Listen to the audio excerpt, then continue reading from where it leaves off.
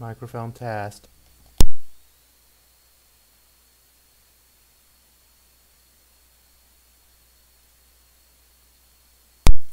Microphone test.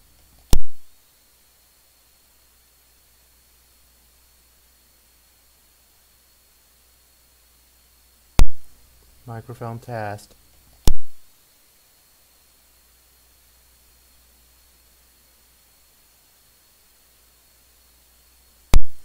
Microphone test.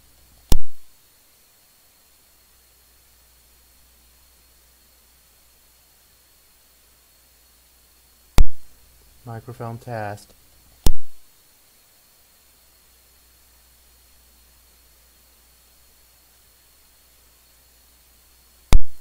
Microphone test.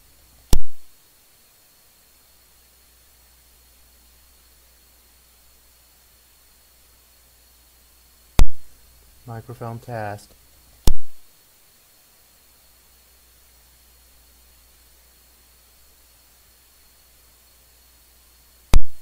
Microphone test.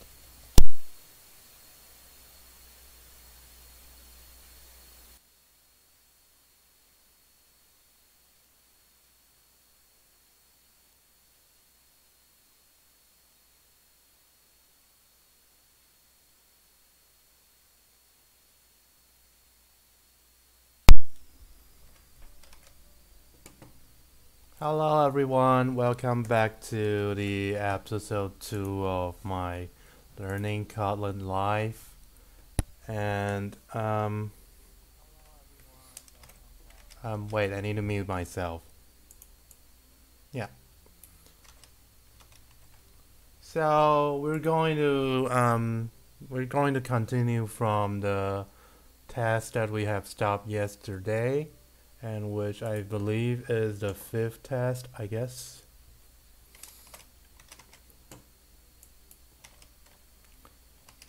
Yeah, we have done this yesterday, so let's go on with the 5th task, which is the shapeArea. Oh, again, there's the answer that I submitted earlier. But yeah, that's a math solution to this question, but we can do it differently if we want to. So I'm going to first copy the answer that I have provided earlier, because if I don't, it's going to be overwritten and it's going to be gone and can't recover from that. So yeah, maybe actually let's start with the answer that I have provided earlier, and let's do some really quick review, because this is still the 2nd episode of this Learning Kotlin. Let's do some review for people who might not have already watched the last episode. So this is a site that is called CodeSignal, which where we can. It's a service that provides the problems which are ordered in ascending order of difficulty, and so that with these problems we can. This is a site which usually people prepare their code interview, where they prepare these code interview and before they really go to the interview. But I'm using it differently because I'm starting from the very, very easy problems, and with these I can learn a new language, Kotlin, which I am not yet familiar with, and this is the purpose. So I'm going to first talk about the function, the format of a function, the syntax of a function in Kotlin. Basically in these kind of sites you have a function. All you need to do is there is an empty skeleton function which only defines the input and output, and leave the implementation blank. and this is where you should implement it. So let's talk about the thing that I've been postponing. Let's talk about the syntax of a function in Kotlin. So every function in Kotlin, a function is a block of code which takes input and transform it to an output. And for this case, the input is described here, and the output is described here. So this function, this fun here is the keyword for a function which let the compiler is the program which reads in your code as the input and output an executable, which means the program that you can execute. So this fun here tells the compiler that this is a function. I am declaring a function here, which means look, this is a function, and I'm going to describe more about it. But first of all, I'm going to tell you that this is a function. So later, the next item in the function syntax is the name of the function. So for this case, it's shapeArea. So this is kind of straightforward because it means the area. It means you calculate the shape, the area of the shape. So it's called shapeArea, and it takes the input is integer, which integer is the type of it's like a radical number. No, not radical. Natural number, like 1, 2, 3, 4, or 5, or negative, or -1, and that's an integer. So here we know that we're going to have an integer which has the name n as the input, like here. We have n equals 2 as the input, and the output for this case should be 5, because look at this illustration here. The size of this area is 1, 2, 3, 4, 5. So after this column is the return type of the function, which is the output. And we don't have the name for output, which makes sense because we're going to do something like return the value here, like return 5 or whatever. So this is the basic syntax of the function, and with the input and the described output, between the bracket there's the implementation of the function, which is some algorithmic logic there. So yeah, let's go on. So there's a way to if we solve this problem mathematically, we can simply put that this is the answer of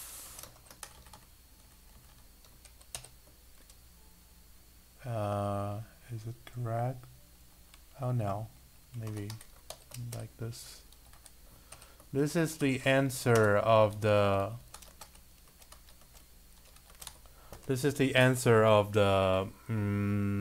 question. Let's check if this is valid.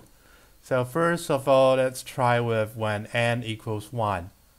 And from this formula, the return type would be 2 times 1 times 1 minus 1 minus 1 and plus 1, which is, this is 2 minus 2 plus 1 is 1. It's correct. And again, if we take n equals 2 as an example, it's going to be like this. And this is 8. And this is 4. 8 minus 4 plus 1 equals 5.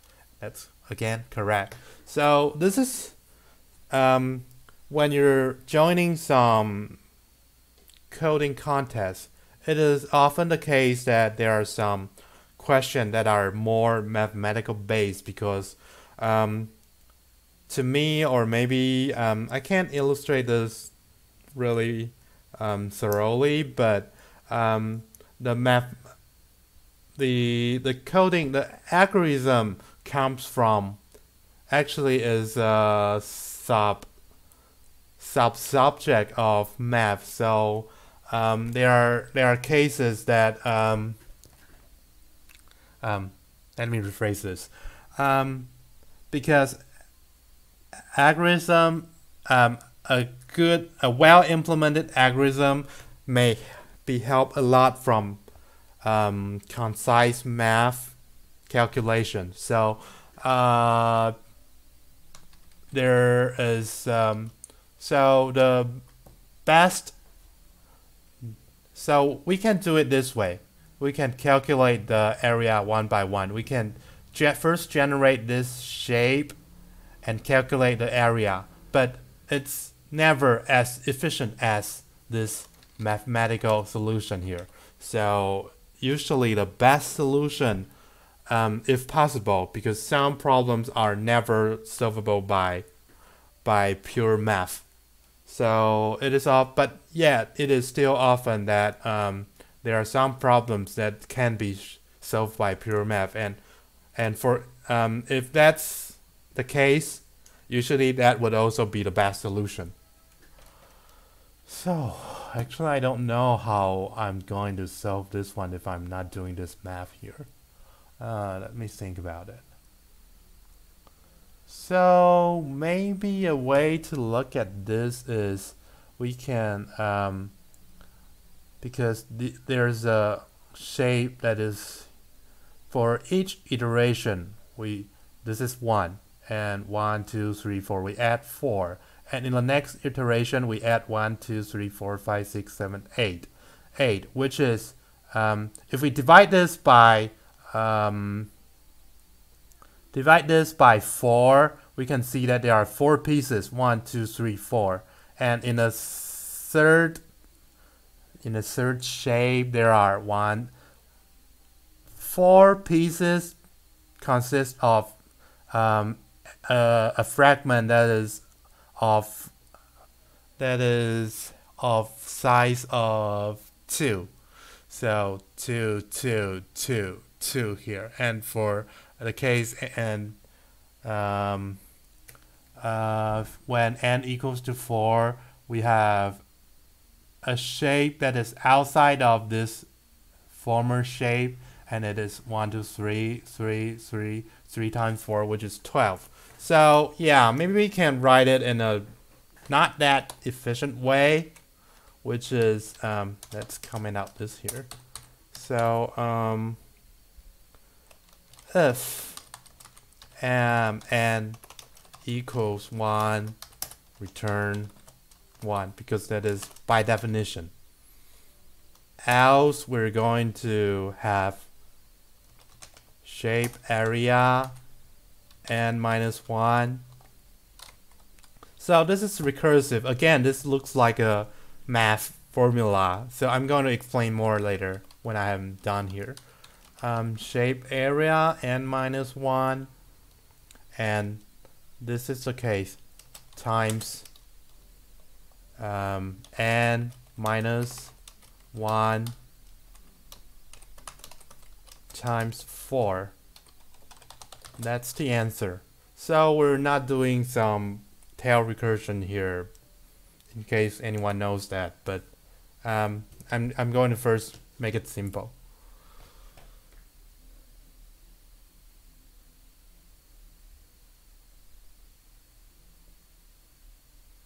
So it's actually not correct. Why? Oh, because it's actually shape n minus 1 plus n minus 1 times 4. So let's check it. For case 1, it's apparently correct. And for case 2, we have shapeArea 1, which is this, which equals to 1. And we have 4 parts fragments, and it's here. So yeah, that's the answer. Let's submit it. Although it's going to be of pure performance. But I believe it's going to be correct. Yeah, it's correct. So that's resubmitted because I like better performance ones. Better performing ones.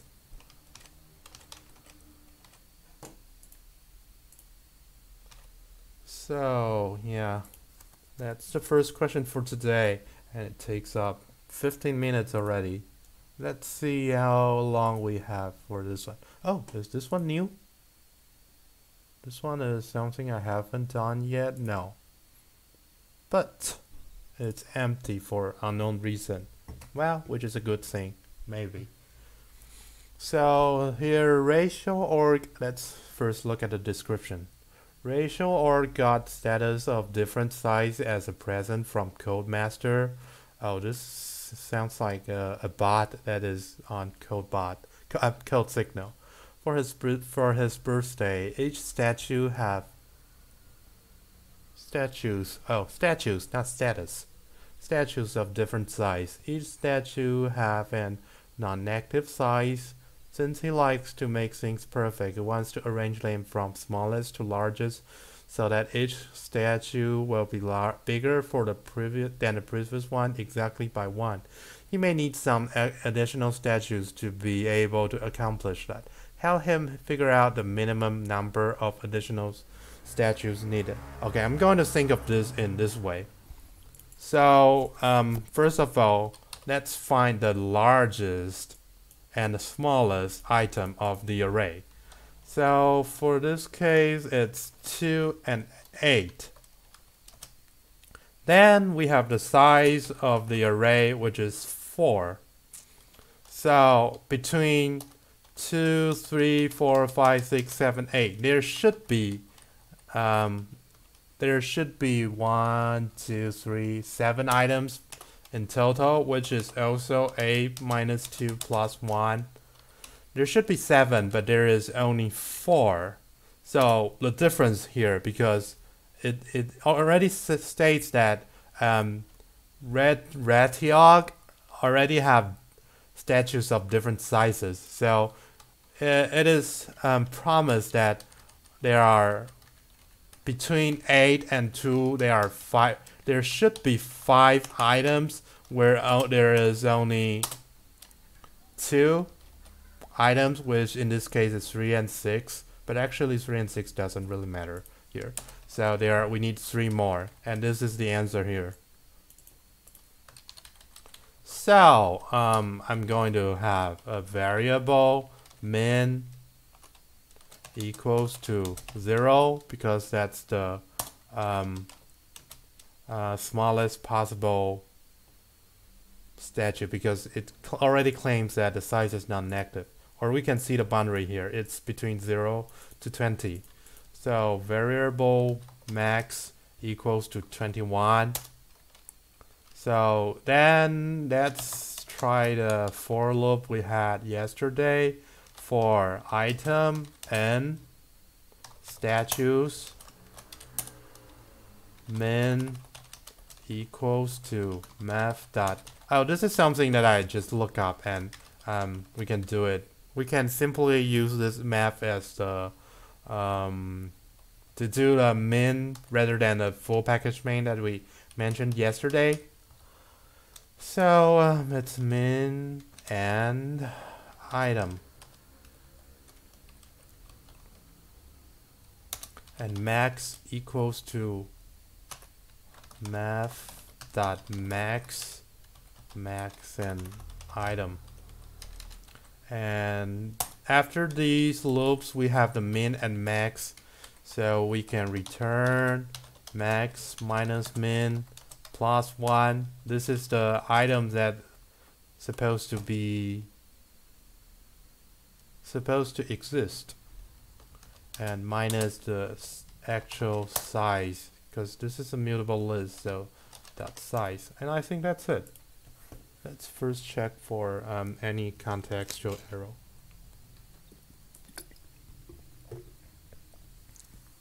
Oh, it's actually incorrect. Max minus, oh, yeah, should have noticed this. So the min, because 0 and 21 is outside the bound, so it's always correct. So actually I should do it reversely.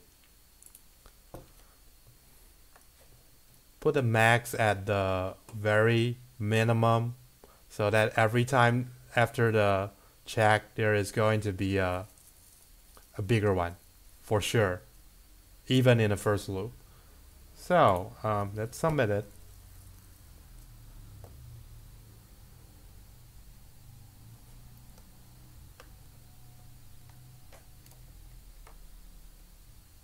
Yeah, that's it.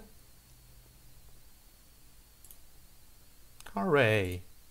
So make array consecutive to, this is the last one, so almost increasing sequence, which, oh, I have already written a lot. Let's first copy paste this and let's look at the description. Given the sequence of integers as an array, determine whether it is possible to obtain a strictly increasing sequence by removing no more than one element from the array. Ah, this one is difficult. This is going to take a lot of time for me, I guess. Because last time I solved this one, it takes a lot of time. So for this case, it's 1, 2, 3, and 1. And because if we remove, by removing any item, we still fail to have a strictly increasing sequence. Like if we remove this one, 3, 2, 1 is decreasing rather than increasing. And if we remove this one, 1, 2, 1 is not strictly increasing. And 1, 3, 1 is not 2. So 1, 3, 2 is not. Yeah. But for this case, we can remove 2. And so that 1, 3 is strictly increasing. So, yeah. So, a really simple or naive way to do this is to look at every element and then check if they are the item is increasing. So why not? Let's start with this one. So for index A, is that correct? What am I doing? So I'm checking between the two items here. So let's see. So to do it really naively, we have index to be removed and sequence.indices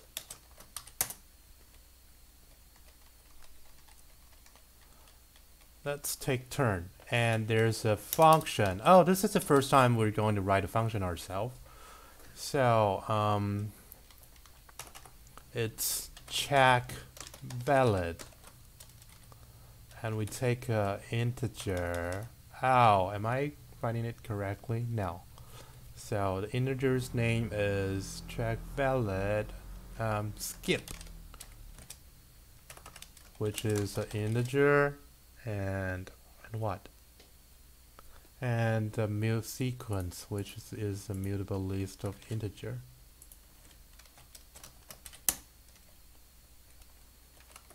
If for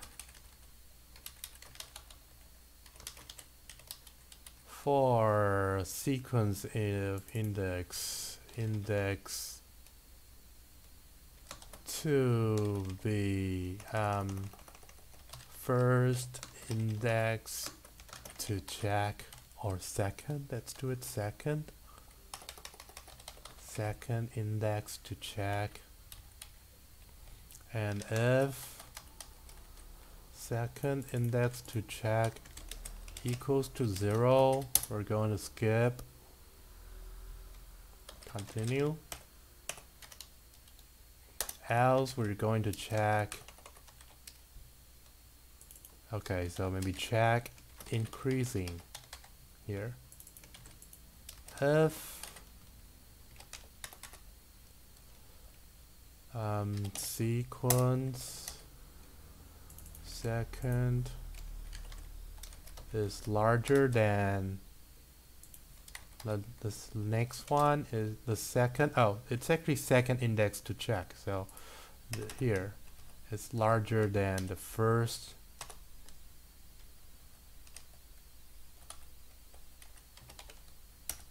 The first index. If it's larger, if it's smaller, then we should return smaller or equal. We should return false. And we need to return something. How do we return something? I can't remember. I think it's, yeah, here. Boolean.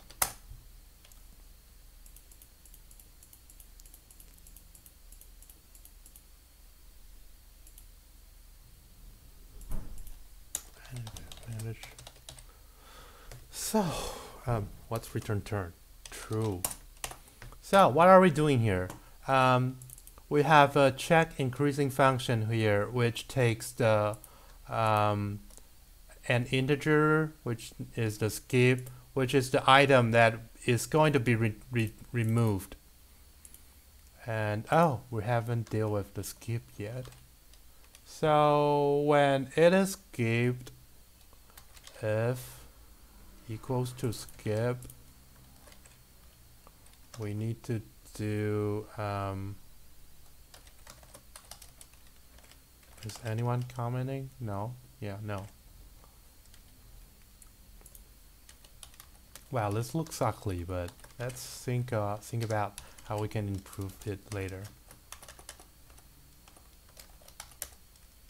So actually we can improve it now.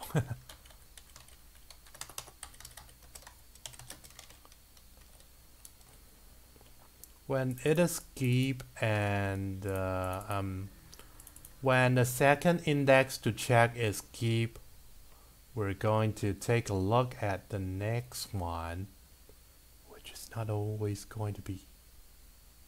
Oh, this is irritating.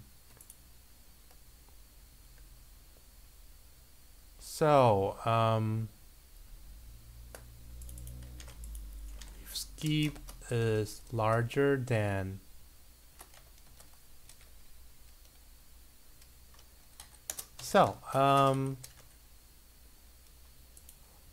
if skip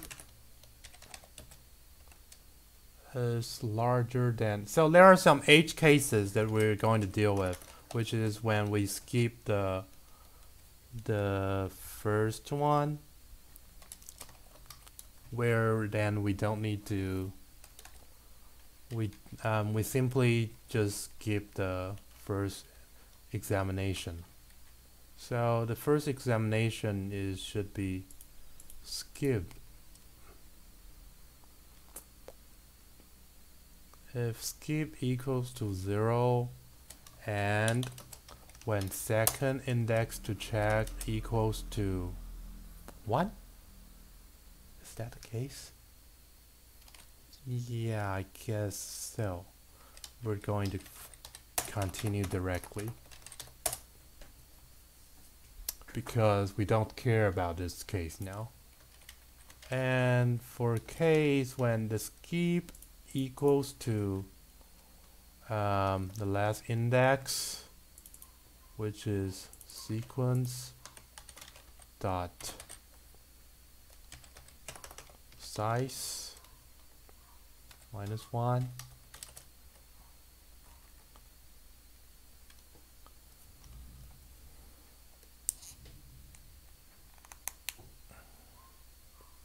and the second index to check equals to skip. case.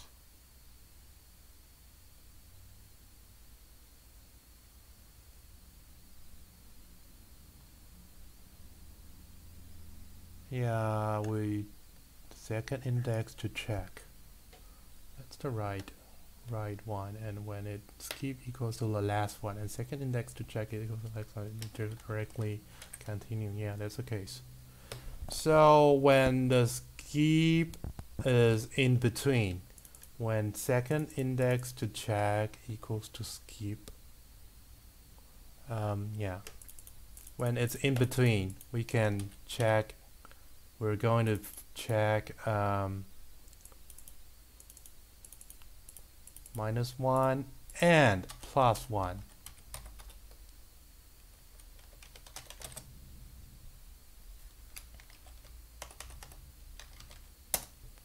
Else it's going to pass, and let's go on for the next one. So for that case, we're not going to check this one. So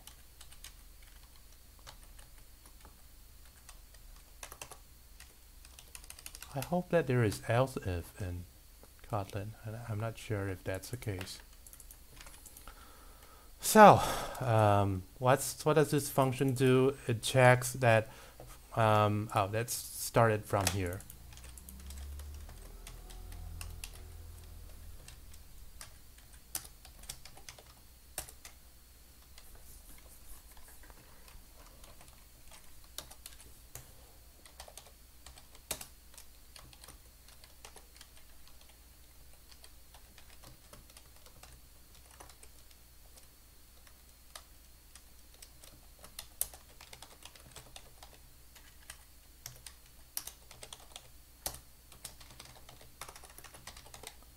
So let's see. We iterate between the first toward the last one, which is the possible item that we can remove. Again, it's said that by removing no more than one element from the array. So it is also possible that if it is already strictly increasing, then we don't need to remove any. But let's first look at the case that we remove one item. So if we're going to remove one item, it can be any item in the array.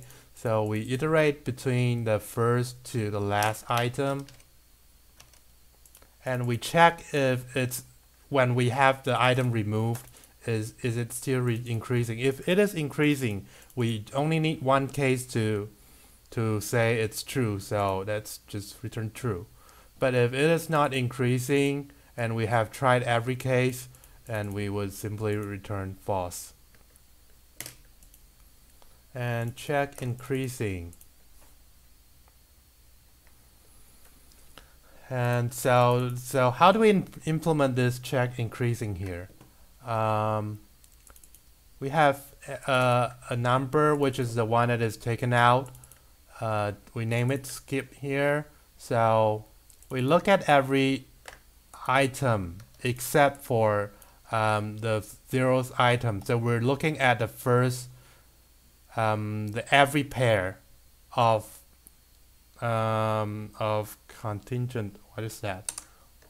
Of every neighboring index here. So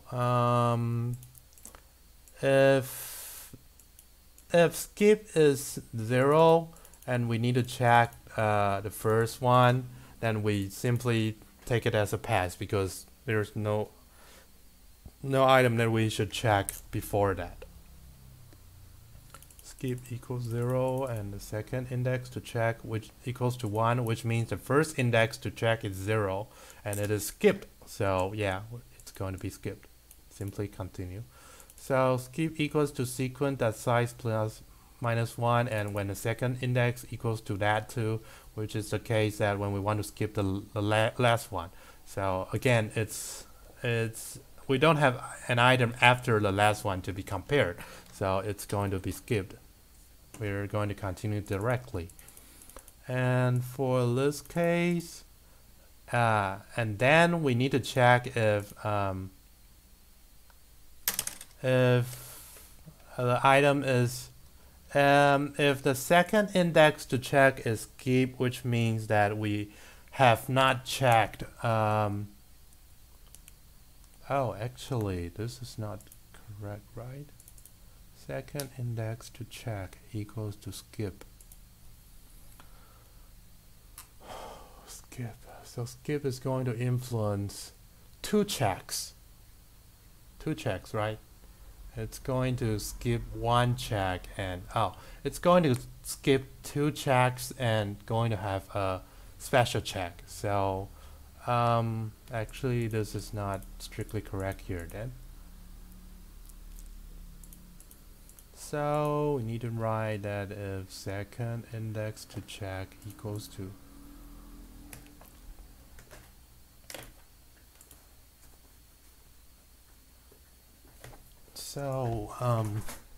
first if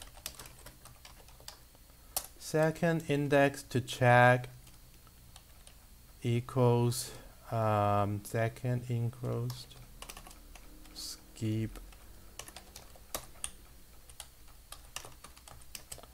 and first index to check, which is second index to check minus 1, not equals to skip. We're going to do the normal check here.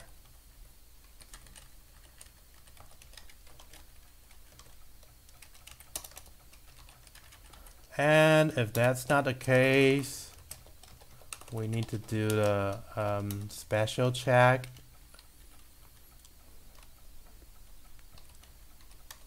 And we're only going to do once. If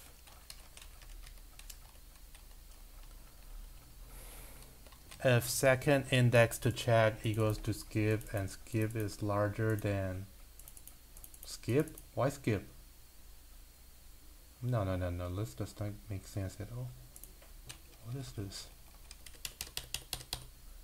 Second index to check equals to skip and sequence of the next one,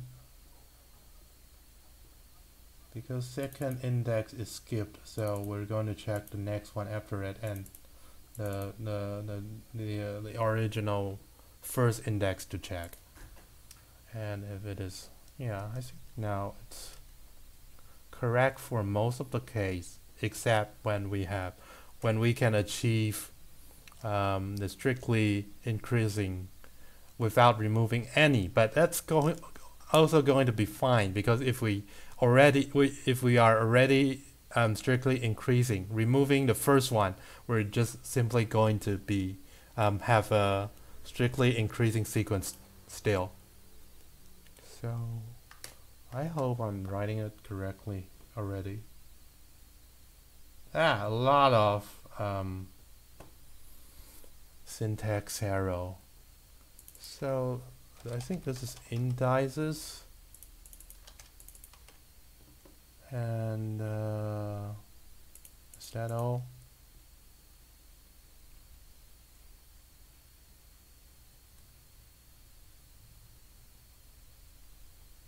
Oh, how am I going to do this? How am I going to? Did I spell it wrong? Oh, ow! There's no. That's the Java way, so we're going to do it the Kotlin way, which is in. How did it manage to tell me that I should use in the error log? That's it. So yeah, we've passed probably. Let's submit it, and if it passed, that's the last one for today. We might come back and revisit this one to check if this is optimized later tomorrow, but that's for tomorrow. Oh, it's not passing, because for some execution time limit exceed on test 34. So yeah, it's not passing because we're running too long, because this is an inefficient algorithm. So because we are doing so many checks. So for every iteration, we remove one, and check every pair. So that's O n square algorithm, and apparently it's not going to take it for this case. So let's look at if we have some better solutions tomorrow. That's all for today. If anyone is asking question, no. That's all for today then. See you guys.